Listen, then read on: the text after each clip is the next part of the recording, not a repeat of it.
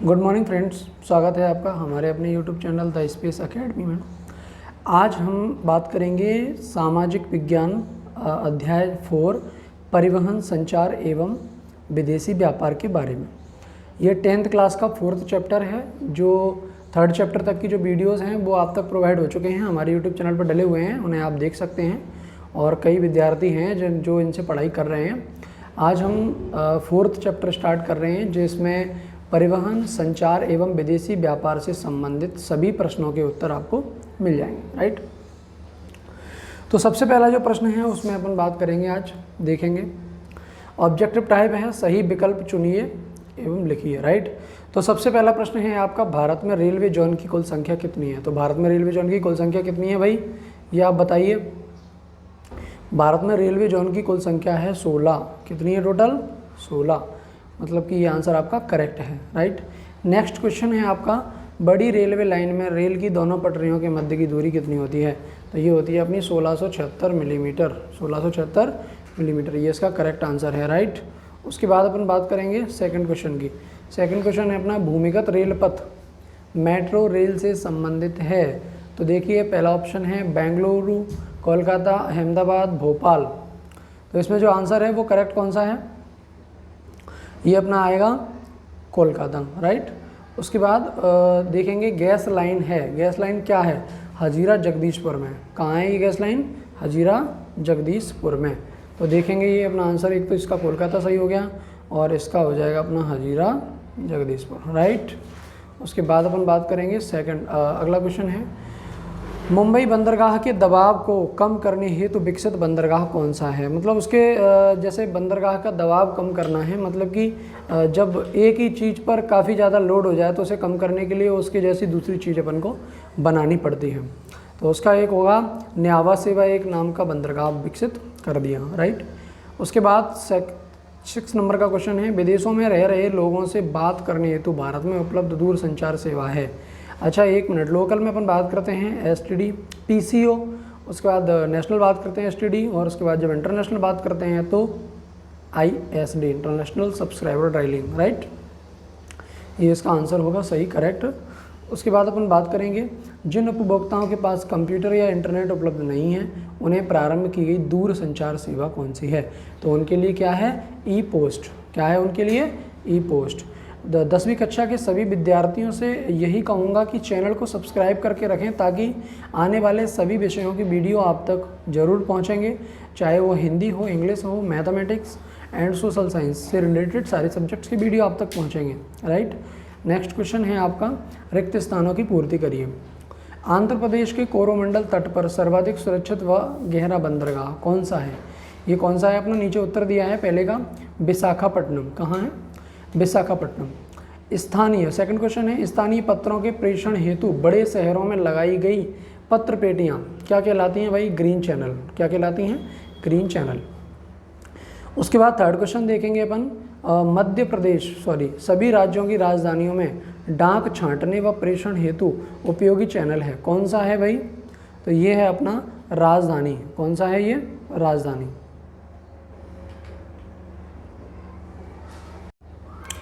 उसके बाद देखेंगे, सभी राज्यों की राजधानी में डाक छांटने प्रेषण हेतु उपयोगी चैनल राजधानी चैनल हो गया। इंटरनेशनल नेटवर्क का संक्षिप्त नाम क्या है? ये क्वेश्चन ये देखिए 2009, 11 एवं 13 में पूछा गया है। ये देखिए 2009, 11 और 13 में पूछा गया है।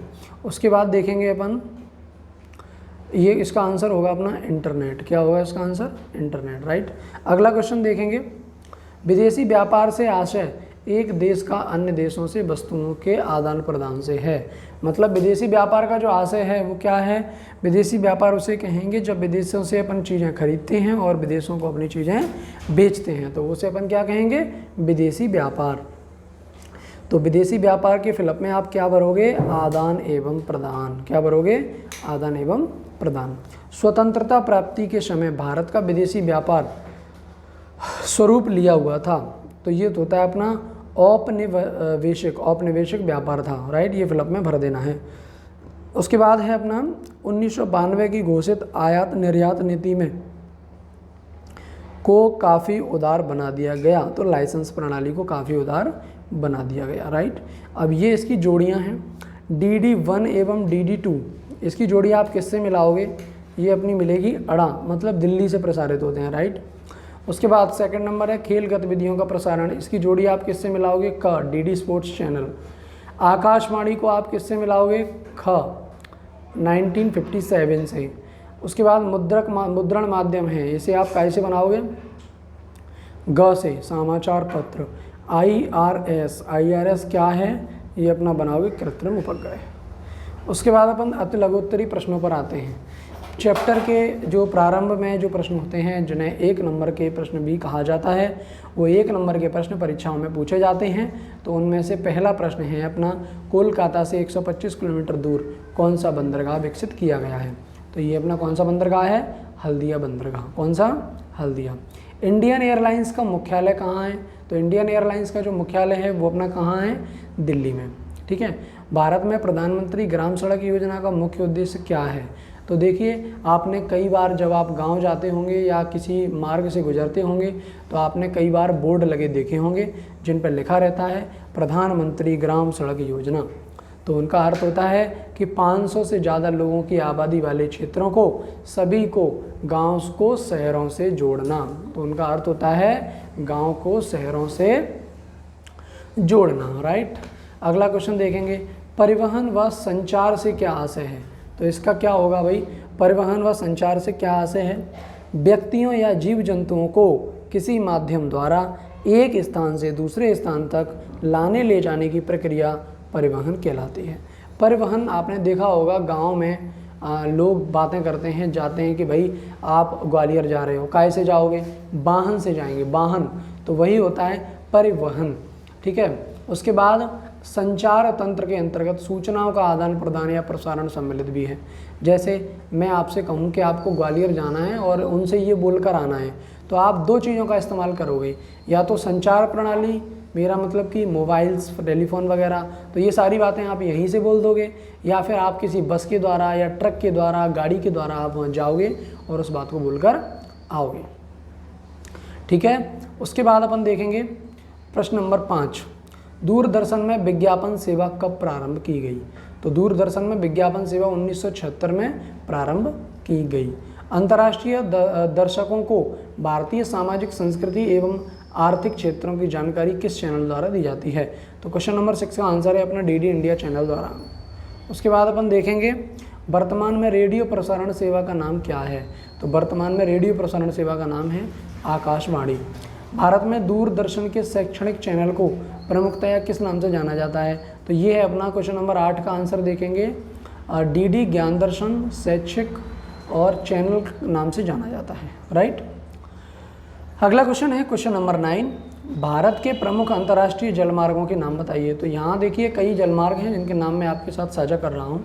भारतवर्ष से गुजरने वाले प्रमुख अंतर्राष्ट्रीय जलमार्ग निम्नलिखित हैं। नंबर 1 सिंगापुर मार्ग, कोलकाता से जापान होते हुए संयुक्त राज्य अमेरिका के तटों तक। ऑस्ट्रेलिया मार्ग, चेन्नई से सिंगापुर होते हुए ऑस्ट्रेलिया व न्यूजीलैंड तक। सुएज मार्ग, मुंबई से पोर्ट सईद तथा लंदन तक। उसके बाद है अपना उत्तमासा अंतरीप मार्ग, मुंबासा से यूरोप व अमेरिका तक, राइट।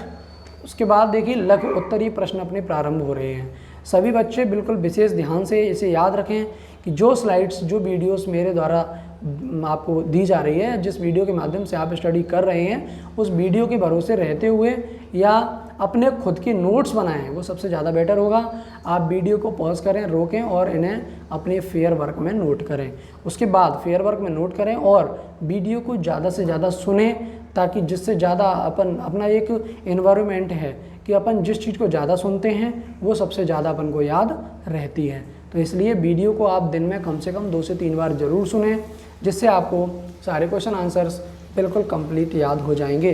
क्योंकि कोरोना महाकाल में आप ऑफलाइन क्लास न लेते हुए ऑनलाइन क्लास के माध्यम से बहुत अच्छे परसेंट से, बहुत अच्छे मार्क्स से 10th क्लास को पास आउट हो सकते हैं, लेकिन इसके लिए आपको संपूर्ण मेहनत करनी पड़ेगी, राइट।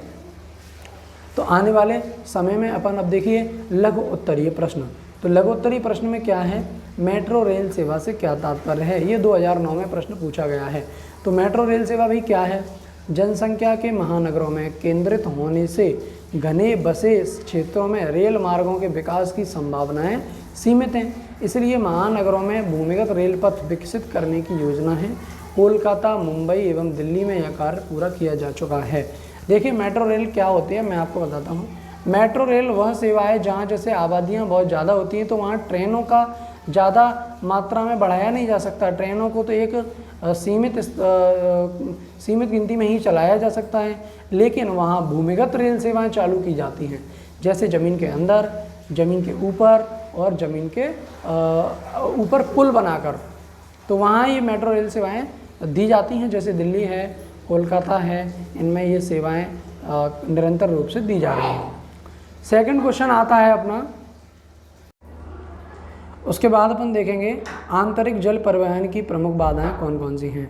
तो देखिए देश में अधिकांश नदियां मौसमी हैं। कुछ नदियां तो शुष्क मौसम में बिल्कुल सूख जाती हैं और कुछ में जल धारा इतनी पतली और उथली रहती है कि उसमें नावें या स्टीमर नहीं चलाए जा सकते। वर्षा ऋतु में जल की अधिकता, विकराल गति या बाढ़ की स्थिति के कारण वर्षा ऋतु में नाव व नदियों का परिवहन के लिए उपयोग नहीं होता है।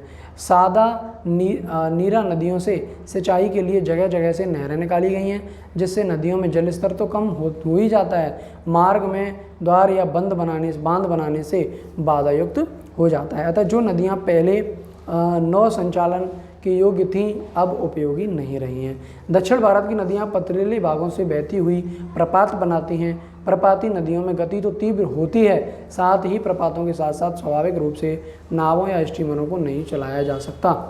देखिए अब कोई नदी है जो एक तो पानी स्तर भी बहुत कम है और पानी स्तर कम होने के साथ साथ उसमें पत्थर भी हैं, तो वहाँ आप नाव और स्टीमर नहीं चला सकते। ठीक है, उसके बाद देखेंगे बंदरगाह व पतन में अंतर। बहुत ही इंपॉर्टेंट क्वेश्चन है, बहुत ही मज़ेदार क्वेश्चन है और ये पेपर में लगभग पूछा जाता है, तो इसलिए आप विशेष ध्यान से पढ़ेंगे। सबसे पहले इसमें स्टार्ट करेंगे अपन जलयानों व, सबसे पहले बंदरगाह में अंतर और पतन में, इन दोनों में क्या अंतर है इनका कंपेयर करके अपन देखेंगे। तो सबसे पहले देखेंगे जलयानों व जहाज़ों के तट पर आने जाने, ठहरने, विश्राम करने के स्थान को बंदरगाह कहते हैं और बंदरगाह पर सामान्य सुविधाएं ही होती हैं, नगर जैसी सुविधाएं नहीं होती हैं। और पतन के बारे में अगर अपन बात करें तो देखिए समुद्र तट का वह अंत स्थल जहां जहाज में माल लादने एवं उतारने का कार्य किया जाता है उसे पतन कहते हैं। राइट, पतन में नगर जैसी सुविधाएं जैसे यात्रियों को ठहरने और माल को सुरक्षित रखने की संपूर्ण सुविधाएं प्राप्त होती हैं। तो ये दो ही अंतर पूछे जाते हैं क्योंकि ये प्रश्न ही 2 से 3 नंबर में आता है, तो इसे आप बिल्कुल तैयार करें। उसके बाद आता है सेल्यूलर फ़ोन क्या है। तो देखिए सेल्यूलर फ़ोन क्या है इसे अपन देखेंगे। सेल्यूलर फ़ोन या मोबाइल फ़ोन या बेतार का तार जैसा फ़ोन है जिसे सेल्यूलर फ़ोन या मोबाइल फ़ोन कहते हैं। इस फ़ोन को हम कहीं भी जेब में रखकर ले जा सकते हैं, वहीं से फ़ोन कर सकते हैं एवं बाहर से फ़ोन प्राप्त कर सकते हैं। 2007 तक देश में इस सेवा का उपयोग करने वालों की संख्या सिर्फ 165.09 मिलियन थी, जो वर्तमान में बढ़कर 969.54 मिलियन हो गई है। मोबाइल फ़ोन की बात कर रहे हैं अपन। मोबाइल फ़ोन एक बेतार फ़ोन है जिसमें कोई तार नहीं होता, लेकिन अपन विदेशों में या कहीं भी अपन बात कर सकते हैं, इसे अपन सेल्यूलर फ़ोन कहते हैं। राइट, तार व फिक्स में। उसके बाद अपन तार व फिक्स में अंतर देखेंगे, जो 2013 में ये प्रश्न पूछा गया है। तो क्वेश्चन नंबर 5 है अपना तार व फिक्स में अंतर। तो देखिए तार क्या है। अमेरिकी वैज्ञानिक थॉमस एडिसन ने टेलीग्राफ का आविष्कार किया, इससे संदेश शीघ्र भेजे जाने लगे। इसके लिए खंभों पर टेलीग्राफ के तार स्थायी रूप से बांधा जाना जरूरी था। इन तारों द्वारा बिजली के माध्यम से संदेश एक स्थान से दूसरे स्थान तक कोडेंसी मशीन द्वारा भेजे जाते हैं। सभी देश तार भेजने के लिए मॉर्स कोड नामक सांकेतिक भाषा का प्रयोग करते हैं। फैक्स में देखेंगे तो फैक्स एक प्रकार से लिखित संदेश प्राप्त करने या भेजने का साधन है। इसके लिए एक मशीन की आवश्यकता होती है जिसे फैक्स मशीन कहते हैं। आप लोगों ने ऑनलाइन सेंटरों पे जाके देखा होगा, वहाँ कहते हैं ना हमारा फैक्स आ गया, फैक्स मशीन ऑन है क्या, आपका फैक्स आ गया होगा, तो ये फैक्स होता है। ठीक है, इस मशीन का टेलीफोन नंबर से जोड़ देते हैं एवं संदेश लगा देते हैं। यह मशीन उस संदेश को कागज़ पर छाप देती है, साथ ही भेजने वाले का टेलीफोन नंबर, पता एवं समय लिख देती है। राइट, उसके बाद क्वेश्चन नंबर 6 की बात करेंगे। क्वेश्चन नंबर 6 है अपना इंटरनेट से क्या तात्पर्य है। तो भाई इंटरनेट तो आज की डेट में आप लोग सभी जानते हैं कि बिना इंटरनेट तो अब दुनिया बिल्कुल अधूरी सी हो चुकी है। तो देखिए आज अपन इंटरनेट की बात करेंगे। इंटरनेट क्या है? तो देखिए इंटरनेट इंटरनेशनल नेटवर्क का संक्षिप्त नाम है। इंटरनेट कंप्यूटरों को जोड़ने की सर्वाधिक सक्षम अंतर्राष्ट्रीय सूचना प्रणाली है जिसने वर्तमान में करोड़ों उपयोगकर्ताओं को आपस में जोड़ रखा है। इस सेवा से कोई भी व्यक्ति घर बैठे देश विदेश की प्रत्येक घटना को देख सकता है, वह संपर्क कर सकता है। सामान्यतः इंटरनेट का उपयोग संवादों से संबंधित आंकड़ों की संग्रह या प्रकाशन कार्य के लिए भी होता है। इंटरनेट के द्वारा व्यक्ति अपने अपने संवादों को तुरंत एक दूसरे के कंप्यूटर स्क्रीन पर पढ़ और जान सकता है, अतिशीघ्र जवाब दे सकता है। जून 2015 तक प्राप्त सूचना के अनुसार भारत में करीब 302 मिलियन इंटरनेट ग्राहक थे। अब देखिए इंटरनेट को मैं अपनी भाषा में समझा देता हूँ क्या है। आज की डेट में आपने देखा होगा बच्चे टिकटॉक चलाते हैं। टिकटॉक के अलावा लाइकी है, फेसबुक है, व्हाट्सएप है, ट्विटर है, ऐसी कई सोशल मीडिया साइट चलाते हैं जिन पे हम करोड़ों मीलों दूर बैठे लोगों से 1 सेकंड में जवाब लेते हैं और 1 सेकंड में उसका जवाब देते हैं। तो ये सारी प्रक्रिया किससे संभव हुई है? इंटरनेट से, राइट। तो ये अपनी सारी प्रक्रिया किससे संभव हुई है? इंटरनेट से। नेक्स्ट क्वेश्चन पे अपन बात करेंगे, भारतीय दूरसंचार सेवा का वर्णन कीजिए। तो इसका क्वेश्चन का आंसर अपन देखेंगे। बात करेंगे भारतीय दूरदर्शन की। तो भारत में टेलीविजन सेवा का जो नियमित प्रसारण है वो 1965 से प्रारंभ हुआ है। सन 1976 में से आकाशवाणी से पृथक कर दूरदर्शन का नाम अलग कर दिया। वही दूरदर्शन है जो अपन दूरदर्शन डीडी चैनल अपन देखते हैं। 11 क्षेत्रीय भाषाओं के उपग्रह चैनल इस पर शुरू किए गए हैं। फरवरी 1987 से दूरदर्शन की प्रातःकालीन सेवा प्रारंभ हुई है। 26 जनवरी 1989 से दोपहर की सेवा भी प्रारंभ की गई है। इस वीडियो में मैं आपको सिर्फ डिटेल्स को थोड़ा थोड़ा समझा रहा हूँ। आप वीडियो को रोक कर ये जो क्वेश्चन दिए हैं आपको, ये देखिए ये वाला क्वेश्चन दिख रहा है आपको, question number 7, question number 8, video को आप पोज कर दें और उसके बाद इनको क्वेश्चनों को आप अपनी फेयर में नोट कर सकते हैं या मेरे लेक्चर को सुन सकते हैं। जैसा आपको उचित लगे आप उस तरीके से इसे कवर कर सकते हैं। उसके बाद क्वेश्चन नंबर 8 है, उपग्रह संचार सेवा से क्या तात्पर्य है? तो देखिए उपग्रह संचार वैज्ञानिकों ने मानव हितों की पूर्ति के लिए मशीनीकृत उपग्रह तैयार कर रॉकेट की सहायता से अंतरिक्ष में स्थापित किए हैं। ये कृत्रिम उपग्रह पृथ्वी का चक्कर लगाते हैं। वे मौसम की जानकारियाँ, internet, Aryabhatta, Apple, INSAT, IRS, कृत्रिम उपग्रह इसी दिशा में किए गए प्रयास है। उसके बाद देखेंगे विदेशी अंतर्राष्ट्रीय व्यापार से क्या तात्पर्य है? तो देखिए इसे आप वीडियो को रोक कर लिख सकते हैं। तो विदेशी और अंतर्राष्ट्रीय व्यापार से जो संबंधित जानकारी है उसे मैं आपको बता देता हूं कि विदेशी और अंतर्राष्ट्रीय व्यापार वह व्यापार है जिसे अपन विदेशों से माल को खरीदते हैं और विदेशों को अपना माल बेचकर पैसा प्राप्त करते हैं। जैसे बांग्लादेश तथा भारत के बीच में होने वाले विदेशी व्यापार कई है। उसके बाद अपन क्वेश्चन नंबर 10 देखेंगे, सांस्कृतिक भिन्नता व्यापार को किस प्रकार प्रभावित करती है? सांस्कृतिक भिन्नता व्यापार को प्रभावित बिल्कुल करती है। कैसे करती है देख लीजिए। विश्व के सभी राष्ट्र सांस्कृतिक रूप से समान नहीं हैं। सभी देश अलग अलग संस्कृति वाले हैं। विभिन्न राष्ट्रों में सामाजिक, धार्मिक दृष्टिकोण, रहन सहन, रीति रिवाज, रुचियाँ भिन्न भिन्न हैं। इस सांस्कृतिक भिन्नता के कारण उत्पादन एवं मांग भी भिन्न भिन्न है। इस प्रकार भिन्नता का प्रभाव अंतर्राष्ट्रीय व्यापार पर प्रभाव डालता है। कैसे डालता है देखेंगे अपन। जैसे अब मैं आपको छोटा सा उदाहरण अपने शहरों से लेकर दे देता हूँ कि किसी शहर में तो दिवाली मनाई जाती है, किसी क्षेत्र में किसी धर्म में दिवाली नहीं मनाई जाती है। तो दिवालियों पे जब मकानों पे अपन लोग लाइटें लगाने के लिए लाते हैं तो मुस्लिम लाइटें खरीद के ले जाते हैं क्या दिवाली पर? नहीं ले जाते, क्योंकि उनके यहाँ उस धर्म में इस प्रकार का कोई ऐसा त्यौहार नहीं मनाया जाता है। ईद है अपने यहाँ, उन लोगों के यहाँ वो ईद को बहुत धूमधाम से मनाते हैं, सारे खर्चे करते हैं। क्या आप उसका करते हो? नहीं करते हो। तो ये धार्मिक रीज़न है अंतर्राष्ट्रीय व्यापार को प्रभावित करने में, राइट। उसके बाद अपन क्वेश्चन नंबर 11 देखेंगे, विदेशी व्यापार संरचना से क्या समझते हैं? तो विदेशी व्यापार संरचना से आशय है आयात निर्यात के रूप में होता है। दूसरे शब्दों में इसका आशय है इस बात से होता है कि कोई राष्ट्र किस प्रकार की वस्तुओं का आयात निर्यात करता है। जब एक राष्ट्र से वस्तुओं को दूसरे राष्ट्र को भेजा जाता है तो उसे निर्यात कहते हैं। इसके विपरीत जब दूसरे राष्ट्र से वस्तुओं को मंगाया जाता है तो उसे अपन आयात कहते हैं। क्वेश्चन नंबर 12 देखेंगे, निर्यात संवर्धन एवं आयात प्रतिस्थापन में अंतर स्पष्ट कीजिए। देखिए निर्यात संवर्धन क्या है? यह एक ऐसी प्रक्रिया है जिसमें निर्यात बुद्धि के लिए पुराने निर्यातकर्ताओं को तथा नवीन व्यक्तियों को निर्यात में वृद्धि करने के लिए प्रोत्साहित किया जाता है। आयात प्रतिस्थापन क्या है? यह ऐसी प्रक्रिया है जिसमें विदेशों से आयात की जाने वाली वस्तुओं के स्थान पर उन्हें कोई निकट स्थापना देश में ही उत्पादित किया जाता है। क्वेश्चन नंबर अगला देखेंगे, भारत की 5 प्रमुख आयात और निर्यात वस्तुओं के नाम। ये आप लिख सकते हैं। देखिए पूंजीगत वस्तुएं, इसमें मशीनें, धातुएं वगैरह हैं। कच्चा माल अपन कौन कौन सा मंगाते हैं। उपभोक्ता वस्तुएं इसमें कौन कौन सी हैं। और भारत के निर्यात की बात करें तो ये देखिए भारत से निर्यात की जाने वाली वस्तुएं भी है खाद्यान्न समूह, कच्चा माल और निर्मित वस्तुएं जैसे जूट है, कपड़े हैं, चमड़े का उपयोग, सीमेंट है, खेल का सामान है। उसके बाद पूंजीगत सामान में देखें तो मशीनें, परिवहन उपकरण, लोहा इस्पात, ये सारी चीज़ें भारत से निर्यात की जाती हैं। क्वेश्चन नंबर अगला देखेंगे। ये क्वेश्चन आप अपने फेयर में नोट करके रखें, क्योंकि मैं इनके बारे में सिर्फ एक छोटी छोटी जानकारियाँ दे रहा हूँ, बाकी की जानकारी आपको इस क्वेश्चन को पढ़कर स्वतः ही मिल जाएगी। दीर्घ उत्तरीय प्रश्न पे अपन आते हैं। तो परिवहन के साधन मानव सभ्यता की प्रगति के पथ प्रदर्शक कैसे हैं, लिखिए। देखिए, परिवहन के जो साधन हैं वो अति आवश्यक बन चुके हैं। जैसे कि मानव सभ्यता में देखें तो मानव जब एक स्थान से दूसरे स्थान तक जाएगा तो किसी न किसी वाहन का इस्तेमाल जरूर करेगा, चाहे वो कोई भी हो। जैसे सड़कें, रेल मार्ग, जल मार्ग, वायु मार्ग आदि के माध्यम से वो एक स्थान से दूसरे स्थान तक जरूर जाएगा। दैनिक, उसके बाद राष्ट्रीय अर्थव्यवस्था को देखेंगे। वैचारिक भौगोलिक दूरियों को सीमित करवाना, भारत के विस्तृत विस्तार, आर्थिक, सांस्कृतिक एवं सामाजिक बहुलता एवं विविधता, भाषाई, सांस्कृतिक तथा वैचारिक भौगोलिक दूरी से राष्ट्रीय एकता को खंडित होने से खतरा लगातार बना रहता है। तो ये अपन इसमें पढ़ेंगे। जैसे देखिए, प्राकृतिक आपदाएं हैं तो ये मददगार होता है भाई। परिवहन के साधन है, प्राकृतिक आपदाओं जैसे अकाल, बाढ़, महामारी आ जाती है तो गाड़ियों के माध्यम से खाना वितरित किया जाता है। उसके बाद अगला क्वेश्चन देखेंगे, भारत में प्रमुख राष्ट्रीय राजमार्गों का वर्णन। ये राष्ट्रीय राजमार्ग दिए गए हैं। राष्ट्रीय राजमार्गों के विकास में देखेंगे सबसे पहले कौन कौन से हैं। राजमार्गों की कुल लंबाई 1,03,933 किलोमीटर है, जो सड़कों की लंबाई का मात्र 2% है, राइट। इसके बाद इस क्वेश्चन को आप अच्छी तरह नोट करके रखें। अब देखेंगे ये राष्ट्रीय राजमार्ग कहाँ से कहाँ तक है। तो सबसे पहला दिया गया राष्ट्रीय राजमार्ग क्रमांक 1 अमृतसर, अम्बाला, जालंधर, दिल्ली, 456 किलोमीटर इसकी लंबाई है। इसी प्रकार ये पूरा दिया गया है, इसे आप अच्छी तरह नोट करके देख लें।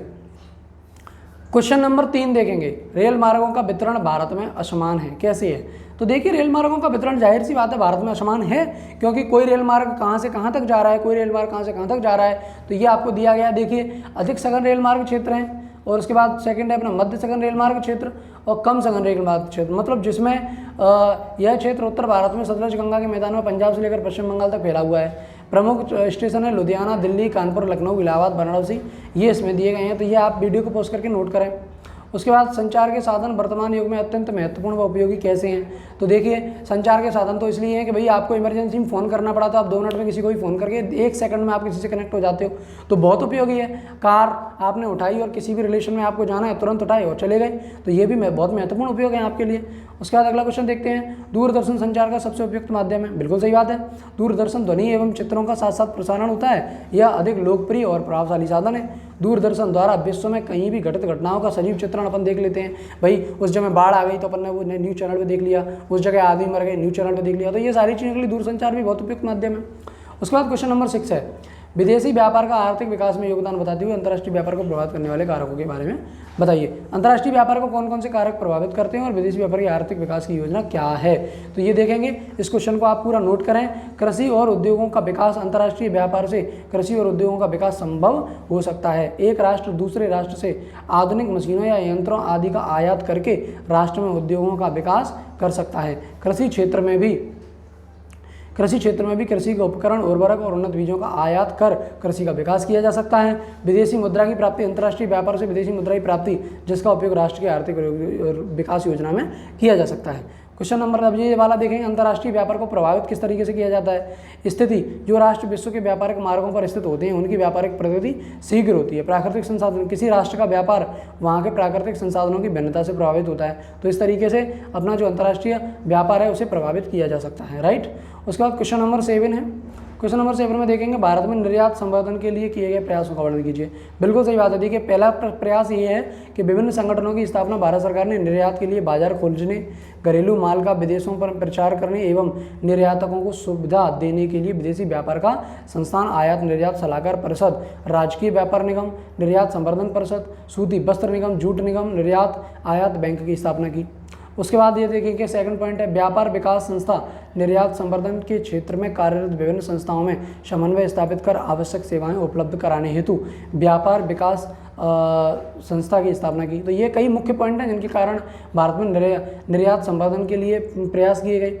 ठीक है, तो आज की वीडियो अपन यहीं समाप्त करते हैं। नेक्स्ट मुलाकात अपनी होगी 5th चैप्टर के साथ। तब तक इस चैप्टर को आप लोग कंप्लीट करें। किसी प्रकार का कोई अगर डाउट होता है तो आप हमें कमेंट करके बताएं। अगर कोई टॉपिक ऐसा है जो आपको समझ में नहीं आया है, कोई प्रश्न ऐसा है जो आपको बिल्कुल समझ में नहीं आया है, किसी प्रकार की उसमें कोई कन्फ्यूजन है, तो उस क्वेश्चन को आप हमें नोट करके कमेंट बॉक्स में बताएं। हम आपको उस क्वेश्चन को दोबारा से दोबारा भी समझाने की कोशिश करेंगे। और उसके अलावा चैनल को सब्सक्राइब जरूर करें ताकि आने वाले वीडियोस आप तक सबसे पहले पहुंचेंगे, और बेल आइकन दबा के रखें। तब तक आप ये वाला चैप्टर कंप्लीट करें, नेक्स्ट मुलाकात अपनी 5th चैप्टर में होगी। धन्यवाद।